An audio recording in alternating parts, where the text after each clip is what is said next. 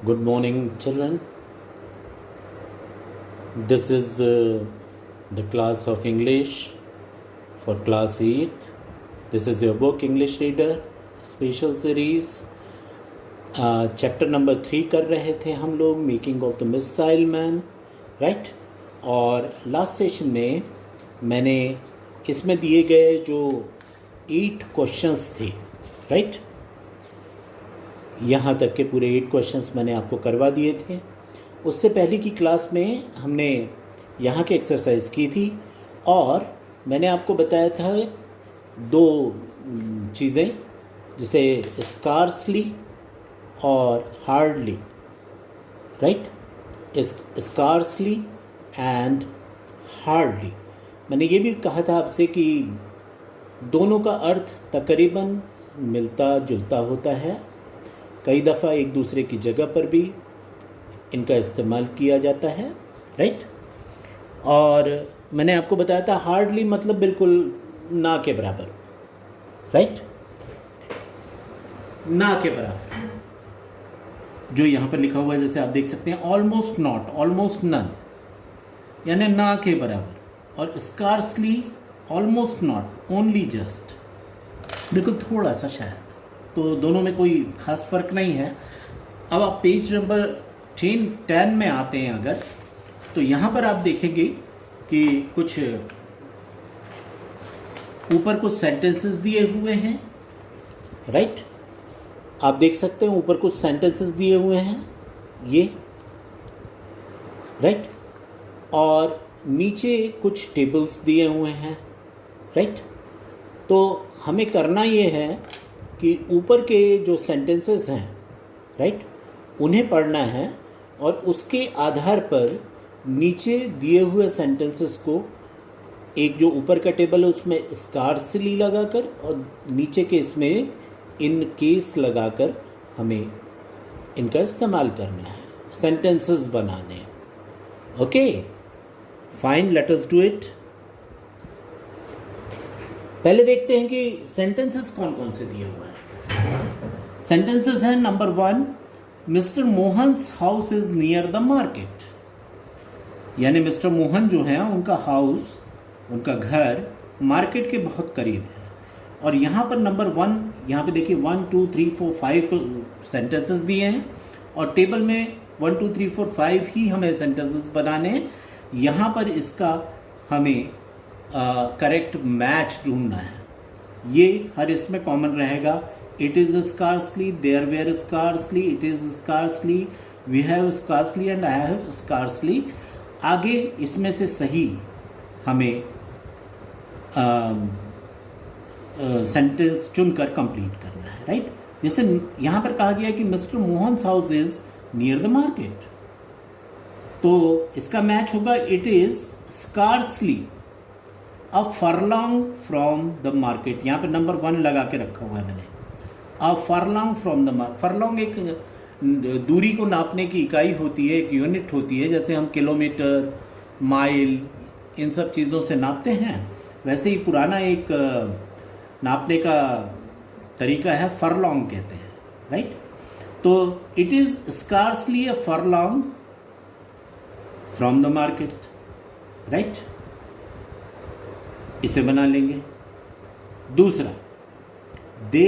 दूसरा पहले तो सेंटेंस पढ़ लेते हैं। The gathering was very small. Gathering मतलब जब कुछ लोग जुटते हैं, राइट, कुछ लोग एक जगह जमा होते हैं, उसे गैदरिंग कहते हैं। तो गैदरिंग वॉज वेरी स्मॉल मतलब बहुत कम लोग आए थे उसमें। अब दूसरा सेंटेंस बनाएंगे यहां से, देयर वेयर स्कार्सली, ये है लास्ट वाला, देखिए, 20 पीपल प्रेजेंट। कहने का अर्थ ये हुआ कि गैदरिंग बड़ी छोटी सी थी, उसमें ज़्यादा से ज़्यादा 20 लोग आए थे बस, राइट। ये एक छोटी सी गैदरिंग थी, राइट। तीसरा सेंटेंस देखें, the watch is very small, घड़ी बहुत छोटी सी थी। इट इज स्कार्सली, यहाँ पे ऊपर से सेकंड देखिए, इसको नंबर 3 लगा के रखा हुआ है। It is scarcely the size of a paisa, घड़ी बहुत छोटी थी, ज़्यादा से ज़्यादा कितनी बड़ी थी, जैसा एक सिक्का होता है, एक पैसा जो होता है उसके बराबर की थी वो घड़ी. It is scarcely the size of a paisa, right. Number 4 देखें, we must hurry up, it is nearly time for the train. हमें जल्दी करनी चाहिए, ट्रेन का वक्त हो गया है जिसे कहते हैं, ये लिखा हुआ है इसमें. We must hurry up, it is nearly time for the train. तो नंबर 4 को यहां से बनाएंगे. We have scarcely 5 minutes to get to the station. मतलब कि हमारे पास ज़्यादा से ज़्यादा 5 मिनट का वक्त है स्टेशन पहुंचने के लिए, राइट.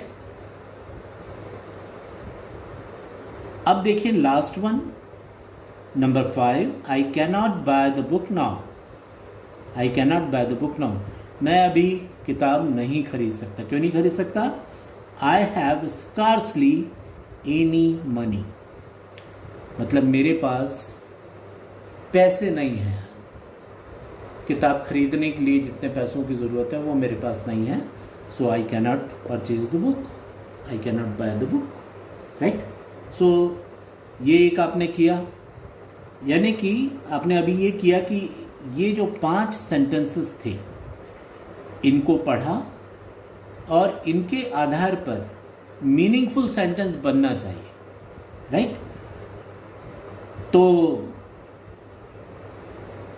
इससे मैच करते हुए, राइट. तो हमने यहाँ से जो मैच करने वाले सेंटेंसेस थे उसको चुनकर इसके लिए बना दिया. अब आगे आते हैं, study the sentences in the table below. Study the sentences in the table below, right. यहां पर देखेंगे आप 2 है. They were ready to defend the country in case there was an invasion. Invasion कहते हैं कि घुसपैठ. जैसे जब किसी देश की ज़मीन पर कोई दूसरी सेना घुसपैठ करती है तो उसे इन्वेजन कहते हैं.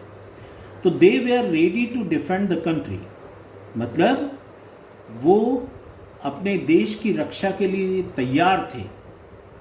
इन केस मतलब अगर देयर वॉज एन इन्वेजन, अगर उनके देश पर कोई दूसरी सेना या कोई दूसरा देश घुसपैठ करता है तो अपने देश की रक्षा के लिए तैयार थे. दूसरा है, you may ask for help in case there is any difficulty, right.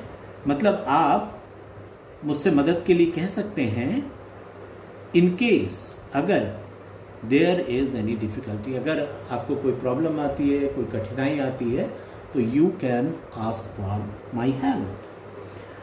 अब ये कह रहे हैं कि now make sentences from B to may match the ones given under A. क्या हो रहा है यहां पर आप देखेंगे, ये ए और बी कौन से हैं? ये है ए और ये है बी, राइट. नीचे जो टेबल दिया है वो है बी, राइट. और आप देख रहे हैं कि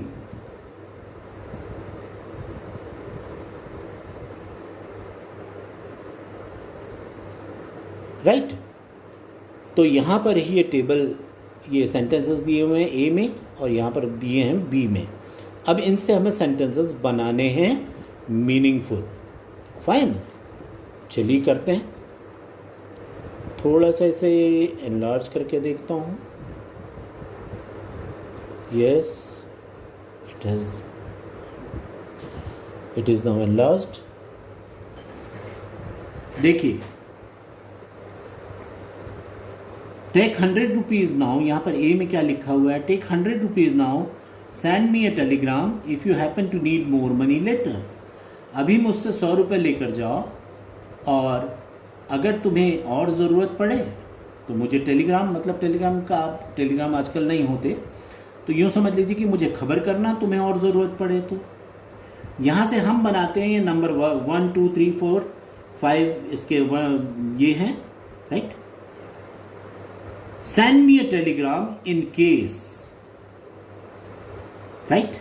Send me a telegram in case. आखिर में देखिए, you need more money, यानी कि if you happen to need, ये जो पूरा का पूरा एक फ्रेज था उसको इन केस में बदल दिया गया। इन केस लगाकर आप उसको हटा सकते हैं। वही किया कि send me a Telegram in case you need more money. ठीक है, तो ये भी सेंटेंस दोनों का मतलब एक ही है, मगर इन केस का कैसे इस्तेमाल करना है ये आपको यहाँ पर सिखाया जा रहा है।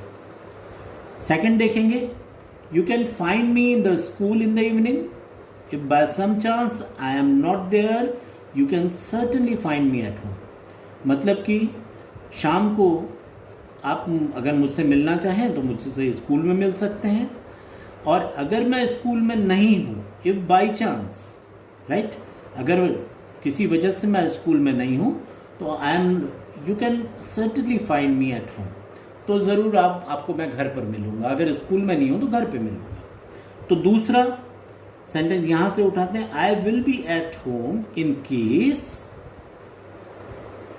यहाँ से देखिए, you can't find me in the school. I will be at home in case you can't find me in a school, मतलब मैं घर पर मिलूंगा इन केस अगर मैं आपसे स्कूल में नहीं मिल पाया तो मैं आपसे घर में मिलूंगा मैं आपको, राइट। ये है इसका अर्थ। अब देखते हैं number third, if by chance I cannot come and see you tomorrow I will talk to you on the phone. If by chance I cannot come and see you tomorrow, मतलब अगर किसी वजह से मैं कल I cannot come and see you tomorrow, कल मैं आपसे मुलाकात नहीं कर पाया तो मैं आपसे फ़ोन पर बात करूँगा, राइट। अगर आपसे कल मुलाकात नहीं हो पाई तो मैं आपको फ़ोन करूँगा, ये मतलब है। I will talk to you on the phone in case number 1 I cannot come and see, मतलब मैं आपसे फ़ोन पर बात करूंगा अगर मैं आकर आपसे नहीं मिल पाया तो, right.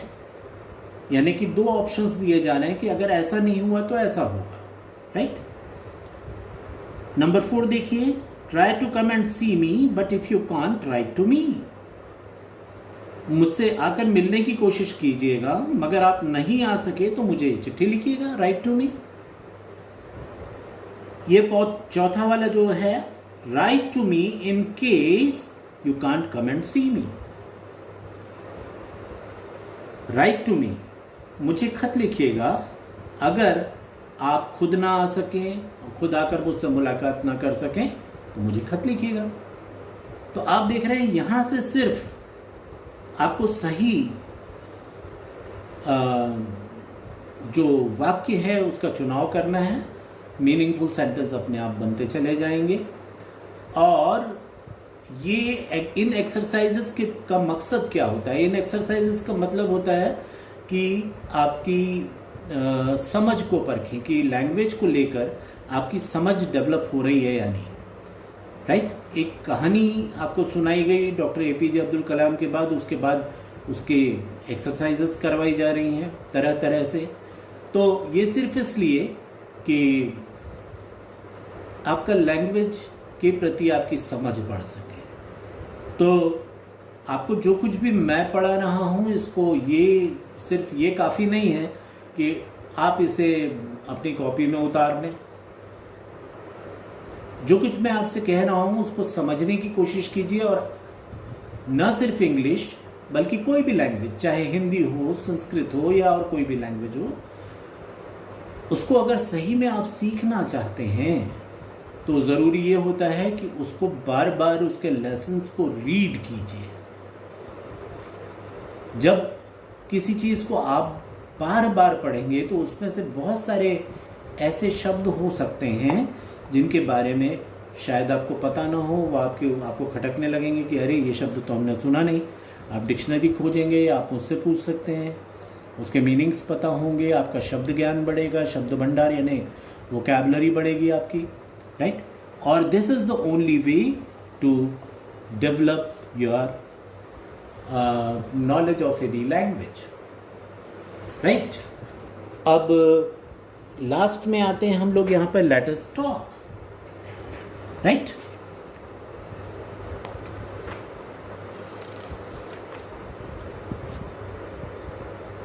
Here is a conversation between two students. Read carefully and talk with your friend giving the example. ये दरअसल आपको ग्रुप में करना होता है कि दो स्टूडेंट्स मिल गए और उन्होंने आपस में यहाँ पर आपको बातचीत करना सिखाया जा रहा है, राइट?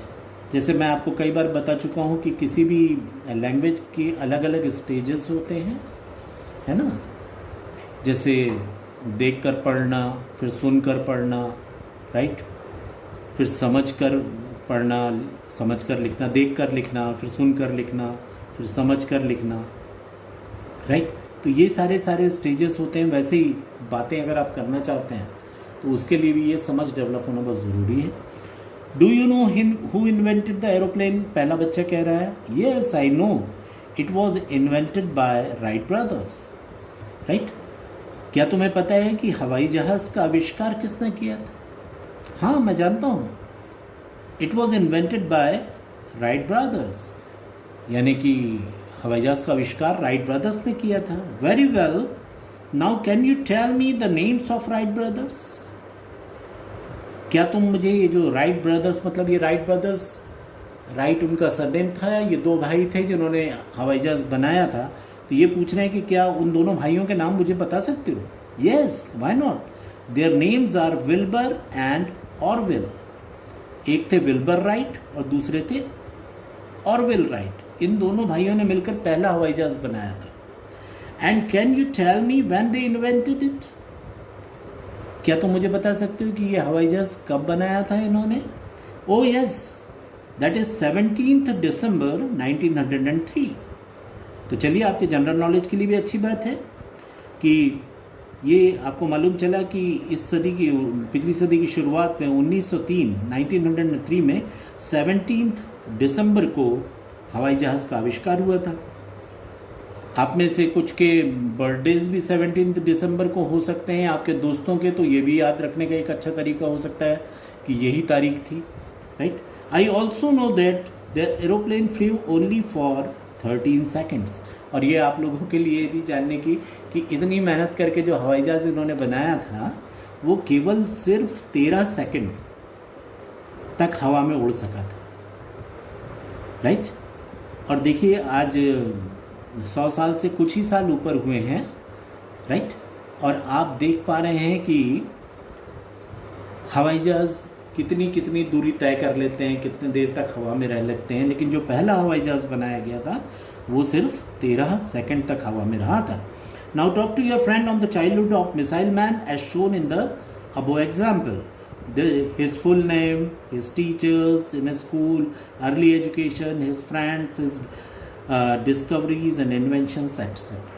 तो यहाँ पर आपसे उम्मीद की जा रही है कि आप अपने दोस्तों के साथ जो चैप्टर आपने अभी पढ़ा है मिसाइल मैन के बारे में जो चैप्टर में दिया हुआ है, इसके अलावा भी आप जानकारियाँ इकट्ठी करेंगे और आपस में एक दूसरे से वो साझा करेंगे, एक दूसरे को बताएंगे मिसाइल मैन के बारे में कि जैसे इनका पूरा नाम, कौन कौन से टीचर्स थे जो उनको स्कूल में पढ़ाते थे, उनका अर्ली एजुकेशन जो शुरुआती शिक्षा दीक्षा कैसी हुई थी, उनके दोस्तों में कौन कौन थे, उनकी क्या क्या डिस्कवरीज, इन्वेंशन, साइंस के क्षेत्र में उनका क्या योगदान रहा था, हमारे देश की रक्षा के क्षेत्र में उनका क्या क्या योगदान रहा था, ये सारा कुछ आप इसमें बता सकते हैं, राइट? आज की क्लास का समय ख़त्म होता है तो हम यहाँ पर अपनी पढ़ाई को विराम देते हैं, राइट? जो ये अगले 2 पेजेस हैं जो लेसन नंबर 12 और 13 हैं, राइट? ये जल्दी हो जाएंगे नेक्स्ट इसमें, okay? So I wish you all the best. अच्छे से पढ़ाई कीजिए, राइट? जो आपकी क्लासेस हैं, ऑनलाइन क्लासेस, इसके लिए याद रखिए कि आपके टीचर्स बहुत प्रिपरेशंस करते हैं, बहुत मेहनत से आपके लिए तैयारी करते हैं, तो मैं चाहूँगा कि इसका पूरा फ़ायदा आप लोग उठाएं, okay? So I will see you in the next class. Thank you children.